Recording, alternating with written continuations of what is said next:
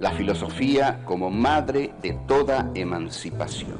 ¿Por qué es Heidegger el más importante filósofo del siglo XX? Hay nazismo en Ser y Tiempo, Domingo Faustino Sarmiento, y el libro más excepcional, Facundo, Civilización y Barbarie, el gran libro sobre América Latina. Y lo que dice Sartre en una de sus más bellas frases: un hombre es lo que hace con lo que hicieron de él. Foucault va a decir: el hombre ha muerto. Si se piensa en filosofía, lo que se piensa es la totalidad.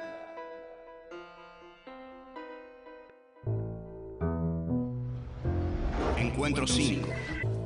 Heidegger y el nazismo. ¿Cuál es el sentido del rechazo de Heidegger al rectorado de la Universidad de Berlín? ¿Qué significa que el inicio sea aún? ¿Qué entiende Heidegger por olvido del ser? El hombre, un pastor del ser.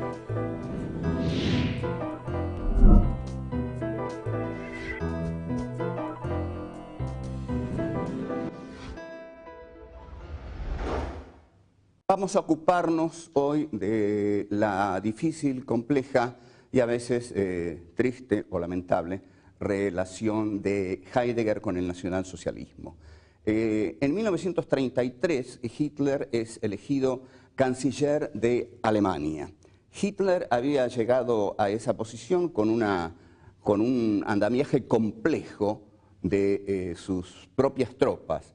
Entre ese andamiaje estaba la división entre las SA y las SS. Las SS estaban al mando de Heinrich Himmler y las SA al mando de Ernst Röhm. Las SA son los conocidos camisas pardas, los SS también son muy conocidos por sus uniformes negros y la calavera en la gorra. Los SA eran los que apoyaban la candidatura de Martin Heidegger para la Universidad de Friburgo. Antes, Heidegger había sido convocado para ser rector de la Universidad de Berlín. Aún no estaba el nacionalsocialismo en el poder. Cuando Heidegger es convocado para este puesto, la decisión que va a tomar es una decisión muy de Heidegger, una decisión que tiene mucho que ver con lo que para él le parece fundamental, es decir, el arraigo en la tierra, el arraigo en los campesinos que trabajan la tierra y la decisión de aquellos que tienen el contacto justamente con lo elemental, con la tierra. Que es la patria, el suelo. Entonces va a ver a un campesino, amigo suyo, se sienta junto a ese campesino. Heidegger dice que no pronuncian una sola palabra y que fuman sus pipas. Esas pipas, cada uno de ellos la ha hecho. Heidegger hizo su pipa, el campesino hizo su pipa. Entonces, no hablan, y de pronto, dice Heidegger, el campesino lo mira con sus ojos claros, o sea, un campesino bien ario, y le dice no. Heidegger se levanta y se va. Rechaza el ofrecimiento de la Universidad de Berlín. Esta cosa de depositar la sabiduría de la tierra, de la patria, de lo natural, en este campesino que fuma su pipa, este campesino de ojos claros, era muy nacionalsocialista. De hecho, los nacionalsocialistas exaltaban la tierra, la sangre, y también, en contradicción con esto, algo que Heidegger no aprobaba, que es la carrera armamentística, es decir, la tecnología armamentista que el Tercer Reich necesitaba, para lo cual estaba respaldado por las acerías Krupp y por muchas empresas mundiales. Entonces, digamos que hay en el nazismo una mezcla de veneración de la tierra, de lo propio, de lo elemental, pero también de la técnica moderna, que es la técnica bélica que le va a permitir a Alemania su expansión bélica. Entonces Heidegger rechaza la urbe y se queda en lo que se llama en provincias. Al quedarse en provincias, acepta el cargo de rector en la Universidad de Friburgo en 1933, respaldado por las SA de Ernst Röhm. Hay quienes dicen que Heidegger conoció a Röhm o que tenía una conexión mediata con Röhm, pero, digamos, los camisas pardas de Röhm son los que se adueñan en general de las universidades y Heidegger es puesto en su rectorado de Friburgo. Ocurre con los camisas pardas que en 1933 ya son 3 millones de militantes que tiene Ernst Röhm y justamente lo que quiere Röhm y los camisas pardas es girar la revolución nacionalsocialista al socialismo. Entonces, aparecen determinados funcionarios muy importantes como von Papen y dicen que nosotros no hicimos una revolución antimarxista para llevar ahora el nazismo al marxismo. Entonces, ¿qué es lo que hace Hitler? Resuelve la cuestión según su modo habitual, poco amable, digamos.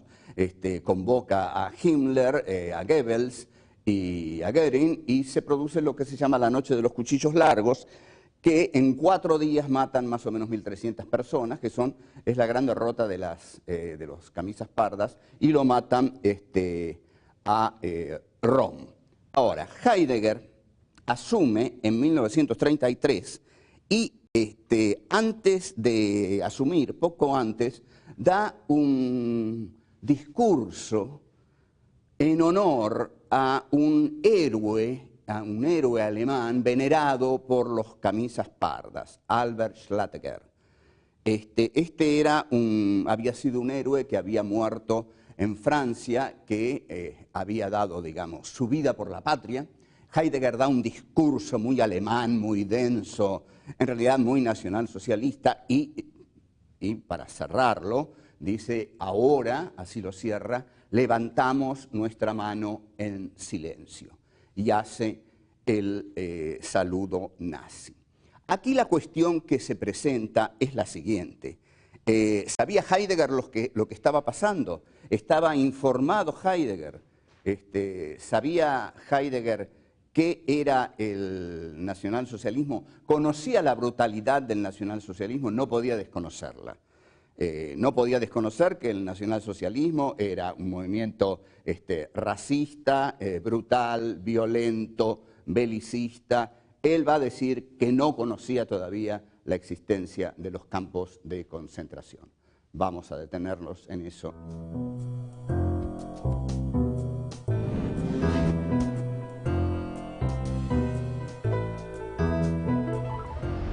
Heidegger asume el rectorado de la Universidad de Friburgo y ahí pronuncia un discurso que es el discurso del rectorado. Estamos en 1933, en el discurso del rectorado lo van a escuchar todos, digamos, está lleno de banderas con cruces gamadas, camisas pardas y todo un estudiantado exaltado, entusiasta. Heidegger suprime la libertad académica, encarga una serie de trabajos físicos para los estudiantes y luego va a la parte, digamos, conceptual. Lo fundamental de la parte conceptual es una remisión a los griegos, tal como Heidegger no podía dejar de hacer, y la remisión a los griegos está condensada en una frase que es: el inicio es aún. ¿Qué significa que el inicio es aún? Esto significa para Heidegger que todavía Grecia mira a Alemania, que todavía los alemanes tienen la tarea de encarnar el espíritu de Occidente, que nació en el Mediterráneo, que nació en Grecia en el siglo V a.C., entre los filósofos helénicos. Ese inicio todavía es, esta es la grandeza de la frase, ese inicio todavía es. Debemos ser, dice Heidegger, debemos ser dignos de ese inicio porque nos miran, los grandes maestros griegos nos miran, y ese inicio incluso que es aún ha pasado sobre nosotros y es nuestra meta. O sea, que el inicio es aún significa por decirlo de un modo muy gráfico, el trazado del eje Atenas-Berlín. Heidegger termina el discurso del rectorado con una frase poderosísima, que él le atribuye a Platón, pero con un agregado propio de acuerdo a las circunstancias. Heidegger termina diciendo: todo lo grande está en medio de la tempestad. Convengamos que es una frase poderosa para decir en un auditorio nacionalsocialista, y bueno, para cualquier auditorio, digamos, militante y combatiente, que uno diga todo lo grande está en medio de la tempestad, queda bárbaro. Y todos aplauden y agarran las armas y atacan Polonia, como diría Woody Allen. Bueno, después de eso, ¿cómo no atacar Polonia? Todo lo grande está en medio de la tempestad. Ahora, lo que hace Heidegger, la frase de Platón no es exactamente así. Lo que pasa es que Heidegger hace un cambio y pone tempestad, que no figuraba en la frase inicial de Platón, para poner la palabra alemana Sturm, que era la palabra que formaba la palabra tropas de asalto, que eran las SA. O sea, un toque bien nacionalsocialista, bien SA, bien Ernst Röhm, pre-Noche de los Cuchillos Largos. De aquí comienza entonces a hablar de la necesariedad de las conquistas de Alemania. Y va a establecer una teoría por la cual Alemania, que está en el centro de Europa, es la que debe cobijar, proteger el espíritu de Occidente. Ahora, ¿qué ocurre con Heidegger? Esto lo dice no en Friburgo.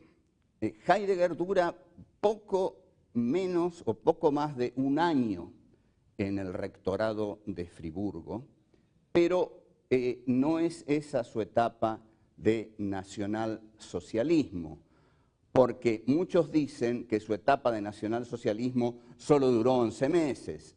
No. En 1935, aparte, quiero hacer notar esto, Heidegger renuncia al rectorado de Friburgo pocos días antes de la Noche de los Cuchillos Largos. Qué notable, estaba informado, estaba muy bien informado, sabía lo que se venía.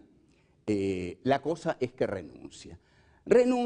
Ocurre lo de los cuchillos largos, pero de todos modos da un seminario fundamental en 1935 que va a ser titulado Introducción a la Metafísica. El caso es que en la Introducción a la Metafísica Heidegger plantea, y lo vamos a desarrollar mejor, 3 polos: Rusia, Estados Unidos por un lado y Alemania, el espíritu de Occidente, en el medio.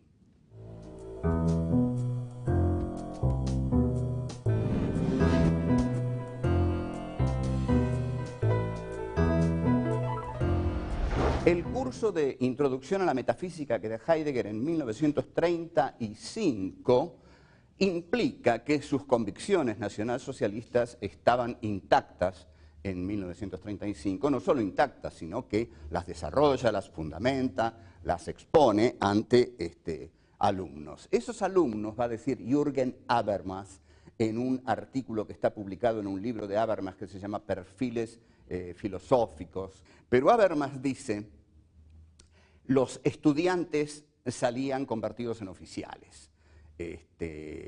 ¿Por qué? ¿Qué es esto de la introducción a la metafísica? Heidegger elabora un texto increíble, de una increíble profundidad, y lo está diciendo a un auditorio nacionalsocialista. Pero dice: el mundo de hoy, la Europa de hoy, en atroz ceguera, se está suicidando. ¿Cuándo en el mundo el tiempo solo sea rapidez, cuando el tiempo solo sea rapidez, cuando el boxeador sea la gran figura de una nación, cuando las grandes masas llenen lugares para atronarse, para embrutecerse, cuando la simultaneidad nos permita escuchar un concierto en Tokio y un atentado en Londres, y cuando la existencia se haya devaluado, como hoy, Heidegger dice, entonces, como viejos fantasmas, van a volver las viejas preguntas. ¿Por qué? ¿Para qué? ¿Hacia dónde? Entonces dice, nosotros, Alemania, en este momento, somos la última posibilidad de Occidente, 1935. Estamos atacados, rodeados, acechados por una tenaza formada por el mercantilismo norteamericano y por la masificación soviética del hombre. Es decir, dice Heidegger, los norteamericanos o los americanos, como dice Heidegger, no esperemos que Heidegger diga norteamericanos, porque para Heidegger América del Sur más bien no existía. Pero los americanos, los norteamericanos, dice Heidegger, viven devorados por el ente, por las cosas, por las mercancías, no dice mercancías, digamos, el mercantilismo. El mercantilismo norteamericano lleva a ese país a devorarse por la conquista de lo óntico, de lo ente. En la Unión Soviética el hombre es masificado por el colectivismo dictatorial. Entonces, Alemania está en el centro. La misión espiritual es de Alemania. Pero Alemania, dice Heidegger en un trabajo sobre Nietzsche, que está en Sendas Perdidas, Caminos de Bosque, Senderos del Bosque, la frase de Nietzsche, Dios ha muerto, dice, Alemania necesita espacio vital. Esta frase de espacio vital era una de las consignas de Hitler. Las conquistas bélicas, armadas de Alemania, tienen que ser conquistas espirituales. Somos el centro de Occidente y tenemos que salvar a la tierra de la devastación a que está siendo sometida por medio de la técnica.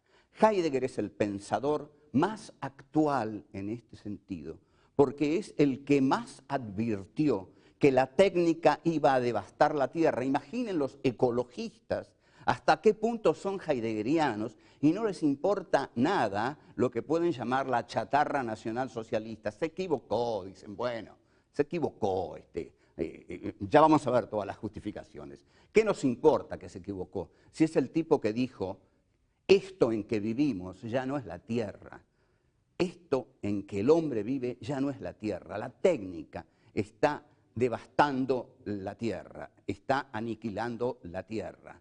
El hombre ha olvidado al ser y se ha consagrado a la conquista y manipulación de los entes.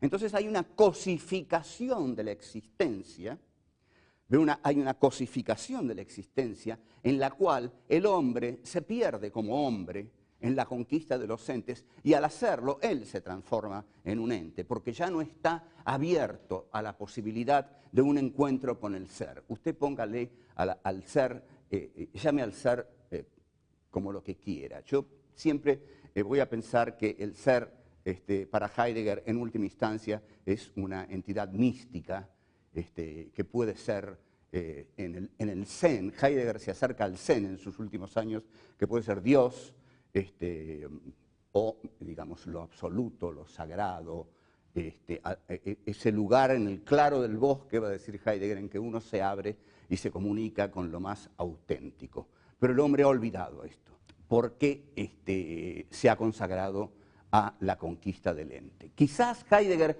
vio en Alemania en 1933 la posibilidad de una actitud distinta con respecto a la técnica. Esto es lo que muchos dicen que vio, y él mismo lo dice en un reportaje que da en Der Spiegel, que vio en el nacionalsocialismo una relación más auténtica con respecto a la técnica, es decir, la técnica no como la devastación de la tierra, sino como el despliegue también del espíritu. pero el nacionalsocialismo no hizo eso.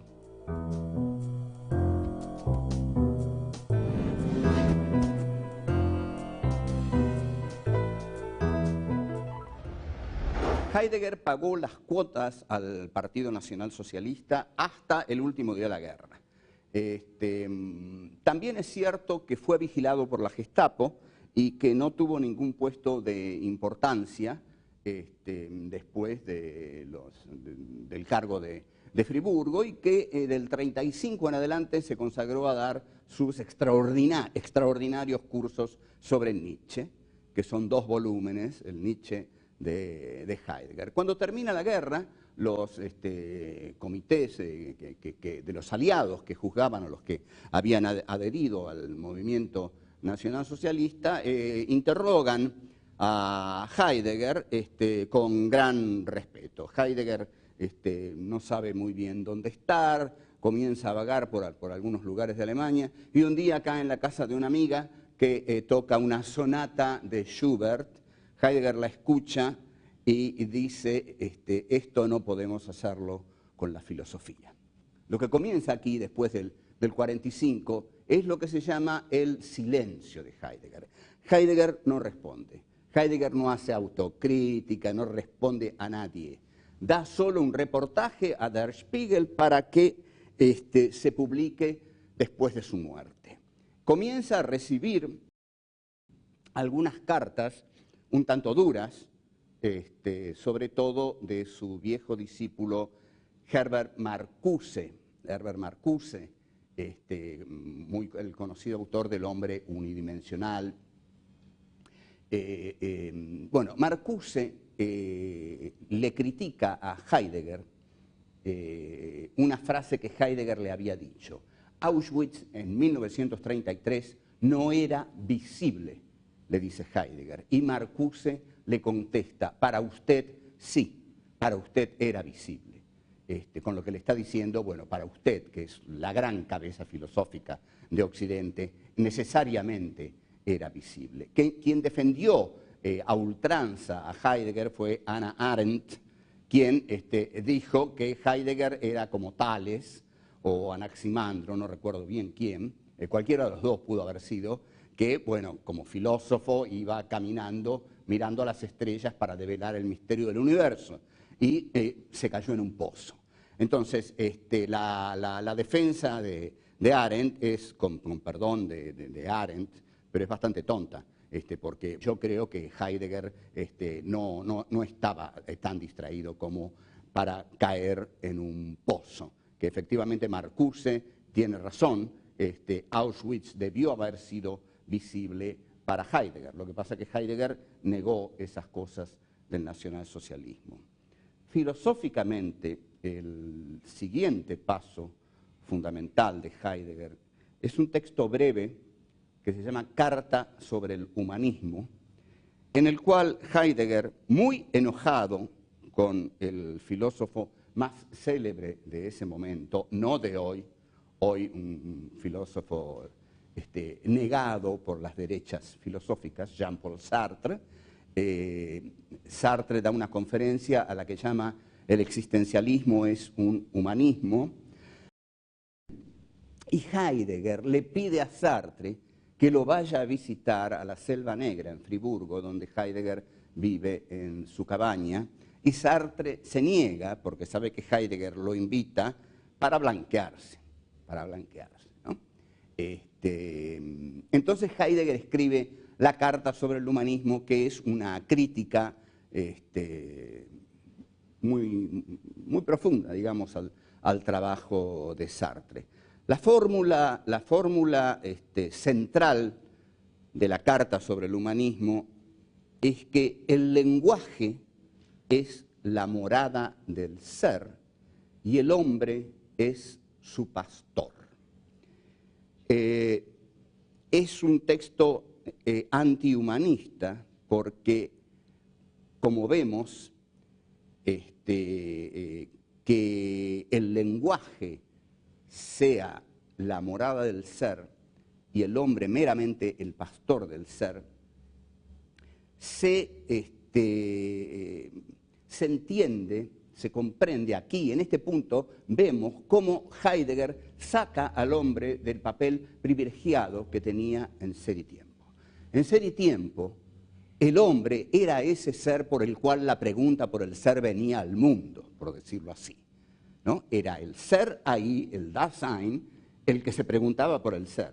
Al preguntarse por el ser ahí era el lugar de la pregunta por el ser, o sea, el ahí del ser, porque el Dasein es ese ente al cual en su ser le va el ser, dice Heidegger, o sea, le importa el ser. Al ser ahí le importa el ser, y porque le importa el ser se pregunta por el ser, y así aparece la temática por el ser. Ser y Tiempo, entonces, es un texto humanista, es un texto en el cual el hombre ocupa la centralidad, en tanto es el único ente que se pregunta por el ser. Este lugar del hombre es desplazado. Digamos, en Ser y Tiempo el hombre no era culpable de nada, al contrario, era ese ente justamente que convocaba la pregunta por el ser, que se la formulaba, que tenía, digamos, la valentía de hacerlo. Pero luego de Ser y Tiempo, el hombre pasa a ser culpable. ¿Culpable de qué? De haber olvidado al ser.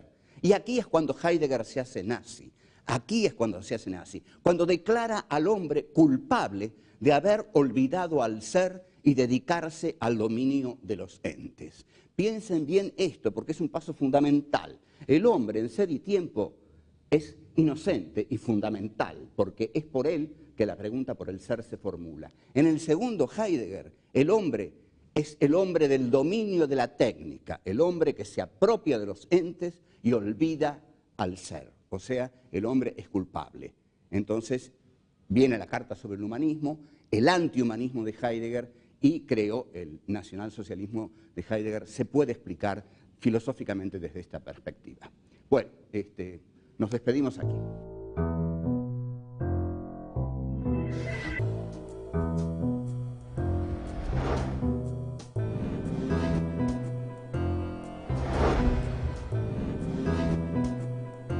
Todo lo grande está en medio de la tempestad. El mundo de hoy, la Europa de hoy, en atroz ceguera, se está suicidando.